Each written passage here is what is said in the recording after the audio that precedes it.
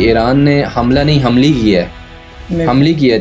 اگر کبھی بھی ایران اسرائیل یا امریکہ کے خلاف ہوئے یا ان پر حملہ یا ان پر حملہ کرے تو میں اگر زندہ رہوں تو میرے منہ پہ تھوک دو، اگر میں مر جاؤں تو میرے قبر پہ کے پیشاب کر لینا۔ سنی مرے ہوئے ہیں، سنی سن ہو چکے ہیں کیونکہ ان کے پاس رہبریت نہیں ہے، ان کے پاس مرجعیت۔ اچھا، ایران نے پہلی بار حملہ کیا اور جس پر خود فلسطین کے اندر سب سے پہلے جشن منایا گیا، اور اس کے بعد یمن میں، لبنان میں، اور خود ایران کے اندر، اور لیکن پاکستان میں بجائے اس کے کہ ایران کی حمایت کرتے، اس پہ نگیٹو چیزیں مطلب نکالنے کی کوشش کی گئی۔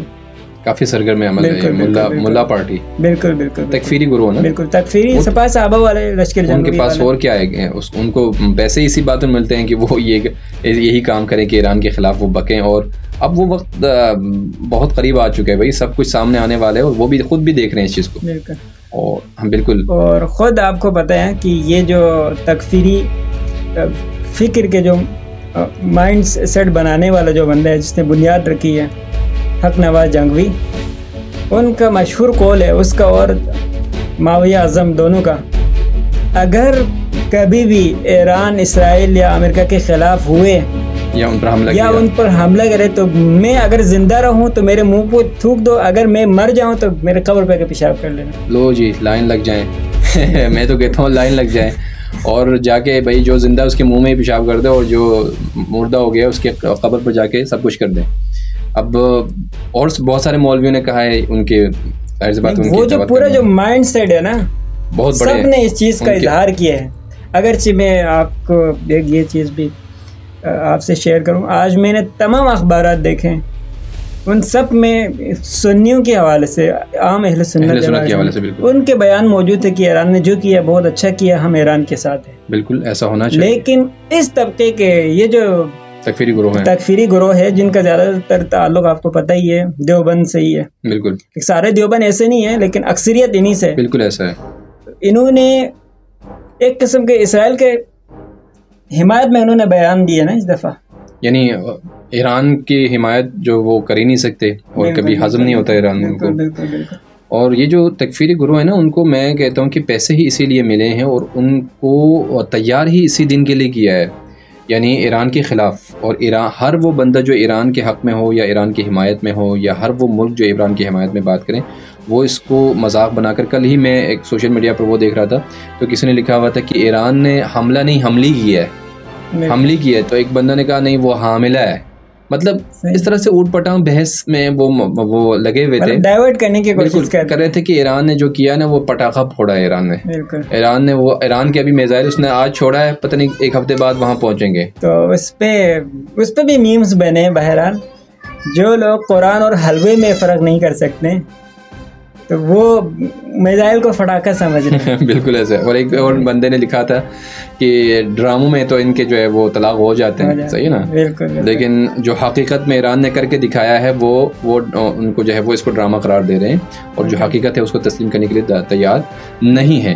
اس سے کیا وجہ ہے کہ حقیقت سامنے آنے کے بعد بھی یہ لوگ ایکسیپٹ نہیں کرتے، چلو بوکس رکھتے ہیں، سمجھ میں آتے ہیں، لیکن جب حقیقت سامنے آتے تو کوئی انسان جو ہے نا مجبور ہوتا ہے ماننے پر۔ دیکھیے قرآن میں موجود ہے کہ صم بکم عمی فہم لا یعقلون، یہ صرف اس وقت کے مشرکوں کے لیے جو رسول اللہ کے مقابلے میں تھے، جو آیات اور معجزات الہی کو اپنے آنکھوں سے دیکھتے تھے، اس کے باوجود یا کیا کہتے تھے، حضرت موسیٰ کی آپ بات لے لیں تو کیا کہتے تھے حضرت موسیٰ کو کہ تم تو بہت بڑا ساحر ہو، تم بہت بڑا جادوگر ہو، صحیح ہے۔ اور اسی طرح سے رسول اللہ کو بھی جادوگر کہا لوگوں نے، پہلے کہا کہ آپ ہمارے لیے معجزہ دکھائیں ہم مان جائیں گے۔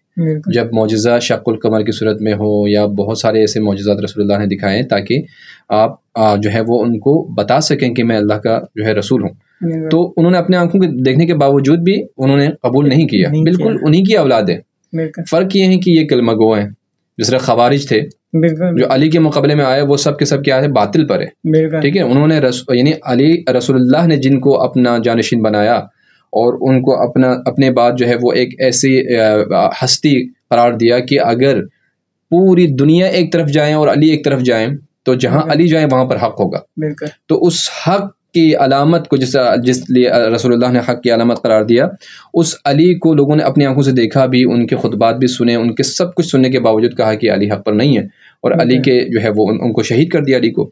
تو انہی لوگوں کی تو اولادیں ہیں آج، اور ہر تا قیامت تک جو ہے نا ہر زمانے میں حق اور باطل کی جنگ جو ہے وہ جاری و ساری ہے. اگرچہ اردن مسلمان ممالک ہیں، انہوں نے باقاعدہ طور پر اس دفعہ اسرائیل کے کھل کے ساتھ دیا، پوری دنیا نے دیکھا، جس پہ جماعت اسلامی کے کچھ سینیٹرز اور پھر پاکستان کے بہت سارے صحافی، مشہور صحافی حامد میر وغیرہ، انہوں نے ان پر تنقید کیا. تو یہ جو تکفیری مائنڈ سیٹ ہے، انہوں نے ان کے اوپر چڑھائی کی اور یہ ثابت کرنے کی کوشش کیا کہ یہ عبداللہ شاہ جو ہے نا جارڈن کا بادشاہ، وہ رسول اللہ صلی اللہ علیہ وسلم کی اولادوں میں سے ہیں. ان کے پاس یہی چیز رہ گئی ہے بس کرنے کے لیے. اب سب کچھ سامنے آ چکے ہیں، نصر من اللہ و فتح قریب انشاءاللہ. اردن ہو یا آپ ترکی کی بھی تو بات کریں، ترکی کا 2 شہزادہ ہے، اور دوان صاحب تو پوری امت مسلمہ کے سربراہ بننے کے اس کو خواب وہ دیکھ رہے ہیں، اور اندر سے سارا اس کا جو ہے وہ سب کچھ اسرائیل کے لیے، پناہ گاہ بھی اسرائیل کے لیے، سب کچھ وہ جا رہا ہے وہاں سے. اور اس کے بعد اوپر سے اسرائیل کو گالیاں بھی دیتا ہے، ٹھیک ہے. پھر مسلمانوں کے سامنے آ کے کہتا ہے کہ میں تم لوگوں کا نمائندہ ہوں اور میں اسرائیل کو یہ سبق سکھاؤں گا. اب سب کچھ سامنے ہے نا کہ ترکی کتنی منافقت کر رہے ہیں، اور اردن کا یہ بدبخت جو ہے جس کا باپ بھی غدار تھا، یہ بھی غدار تھا، ہر دفعہ انہوں نے کیا کیا ہے، اسرائیل کے ساتھ مل کر پوری دنیا کو، مسلمانوں کو نقصان پہنچایا. انہوں نے بلیک سپتمبر مناتے ہیں، بلیک سپتمبر مناتے ہیں، بالکل ایسا ہے. یہی وہ ہمارے جنرل تھا، جنرل ضیاء الحق، جو یہاں پہ اسلامی قانون نافذ کرنا ہے اور اس طرح لوگوں کو بیوقوف بنائے. اسی کی سربراہی میں باقاعدہ 2-3 دنوں میں جو لاکھوں افراد فلسطینی قتل کیا، اب بھی فلسطینی بلیک سپتمبر مناتے ہیں. جنرل ضیاء الحق کی سرکردگی میں یہ سب کچھ ایوب نے بھیجا تھا، جنرل ایوب نے بھیجا تھا بالکل. اور وہی اردن کے بادشاہ کے کہنے پہ ہوا، وہ بالکل اردن کے لیے کام کیا تھا انہوں نے. اردن نے بلایا، پیسہ دیا، اور اس نے جا کر قتل عام کیا فلسطینیوں کا، اور اس کے بارے میں کوئی بولنے کے لیے تیار نہیں ہے. سب سے بڑی بات یہ ہے کہ یہ بھی دیوبند ہے. بالکل دیوبند. اب ہم ہر دیوبند کی بات نہیں کریں گے، پھر تکفیری گروہ کی بات کریں گے. بالکل. اب میں آپ کو ڈاکٹر اسرار کی وہ بات بیان کرنا اس میں ایڈ کرنا چاہوں گا کہ جس میں انہوں نے برملا کہا تھا، اور کیا ہی بات کہی تھی. حالانکہ وہ خود دیوبند تھے اور وہ حق پرست تھے، حق گو تھے. وہ یعنی حق کو وہ پہچان چکے تھے، وہ تسلیم کر چکے تھے. انہوں نے اس بات کو تسلیم کیا تھا کہ اگر امریکہ، اسرائیل یا دشمنان اسلام کے سامنے اگر کوئی طاقت اس وقت موجود ہے تو وہ ایران ہے. انہوں نے برملا کہا تھا، کہا کہ تشیع نے جو کام کیا ہے نا، سنی مرے ہوئے ہیں، سنی سن ہو چکے ہیں، کیونکہ ان کے پاس رہبریت نہیں ہے، ان کے پاس مرجعیت نہیں ہے، ان کے پاس ایک طاقت نہیں ہے جو ایک نظام کے ساتھ جو ہے لا کر لوگوں کو اکٹھے کر سکے. اب یہ ڈاکٹر اسرار کہہ رہے ہیں، میں تو دیوبندوں کی حوالہ دے رہا ہوں نا، دیوبند اگر ناراض ہو جائے تو کیا کہہ سکتے ہیں. ڈاکٹر اسرار کی جا کے قبر پر جا کے تم لوگ اسے بدلہ لے لو، ٹھیک ہے نا. ڈاکٹر اسرار کی بات ہے. اب یہ اردن کی بات جو آپ نے کہا نا کہ وہ لوگ ان کے شجرے کو جا کے رسول اللہ سے ملوانے کی کوشش کر رہے ہیں، تو رسول اللہ کے جو چچا تھے ابو لہب، جس کے اس میں آیت جو ہے اتری ہے، تبت یدا ابی لہب، جس پر رسول اللہ نے خود لعنت کی ہے، تو کیا تم ان کو بھی عزت دو گے کیونکہ وہ چاچو ہیں ان کے؟ بالکل. تو یہ عزت کا معیار نہیں ہے کہ رسول اللہ، تم لوگ کہتے ہو کہ رسول اللہ کے ساتھ ہیں، رسول اللہ کے رشدار ہیں، ہر کسی کو رشدار ہونے کی وجہ سے تم لوگ عزت دینے کی کوشش کرتے ہو. یہ معیار نہیں ہے. اللہ کے ہاں معیار تقویٰ ہے، اور جس نے رسول کا ساتھ دیا، رسول کے ساتھ وفاداری دکھائی، وہ اصل چاہنے والے ہیں اللہ کے اور رسول کے. کیونکہ اللہ نے فرمایا کہ اطیعوا اللہ واطیعوا الرسول واولی الامر منکم. نہ صرف اللہ کے چاہنے والا کامیاب ہے، نہ صرف رسول کے اور اللہ کے، بلکہ اللہ اور رسول کے ساتھ اولی الامر کے چاہنے والے کیا ہیں، حقیقت میں وہی کامیاب ہے. لہٰذا یہ تکفیری مولات جو جہاں پر بھی ہیں، خصوصاً پاکستان میں بہت شدت کے ساتھ آج بھی اتنے سارے حقائق کے کھلنے کے باوجود بھی آپ دیکھ سکتے ہیں انسان کی عقل حیران رہ جاتی ہے یار، کہ یہ بندے جو ہے نا آپس میں مل کر یہ کہنے کی کوشش کر رہے ہیں کہ ایران نے پٹاخہ پھوڑا ہے ایران کے اسرائیل پہ. اور اسرائیل کے ایک میرے پاس چونکہ وہ خبریں آتی رہتی ہے، تو میں نے 2 ایسے گروپ جوائن کیے ہوئے جس میں اسرائیلیوں کے جو ہے وہ چیٹ کو ایرانی اور انگلش میں ترجمہ کر کے بھیجتے ہیں وہ لوگ. تو اس میں جو کچھ ہو رہا تھا نا، وہی سب کچھ یہ دیوبند جو تکفیری جو ہے گروہ کر رہے ہیں. وہاں پر بھی یہ کہہ رہے تھے کہ مذاق اڑایا جا رہا تھا کہ ایران نے میزائل بھیجا ہے، بھئی کب آئیں گے، ابھی سو جاؤ، کل تک شاید پہنچ جائے، ہمیں دیکھنے کو مل جائے. اور یہ بھی یہی کر رہے ہیں، بالکل وہی یہودیوں کی سوچ، بالکل کام یہودیوں کے لیے کر رہے ہیں، اور کام یہودیوں کو خوش کرنے اور اعلی یہود کو خوش کرنے کے لیے جو ان کے گود میں جا کر بیٹھے ہوئے ہیں. اور ان کے مدارس بھی اسی. اب اس بات پر کوئی وہ نہیں کریں گے، وہاں پر لواطت ہو رہے ہیں، وہاں پر زنا ہو رہے ہیں، وہاں پر چھوٹے بچوں کے ساتھ وہ ہو رہے ہیں، سب کچھ ہو رہا ہے. تو اس پر کوئی فتویٰ دینے والا نہیں ہوگا. لیکن اگر ہاں ایران اگر کوئی کام کرتا ہے تو فتویٰ دیں گے, جتنا فتویٰ دینا چاہتے دے دو. لیکن اصل مسئلہ ان کو ایران کے ساتھ نہیں ہے. جس طرح اسلام فوبیا ویسٹ میں ایک حقیقت ہے, ریئلٹی ہے پوری دنیا میں, اسی طرح شیعہ فوبیا جو ہے نا پاکستان میں یہ بھی ایک حقیقت ہے. اگر ایران شیعہ نہ ہوتا اور وہاں پہ اگر آج نظام اسلامی نہ ہوتے تو یہ سب سے زیادہ ایران کی تعریف کرتے, کیونکہ یہ تشیع اور ولایت فقیہ ہی سب کچھ ہے.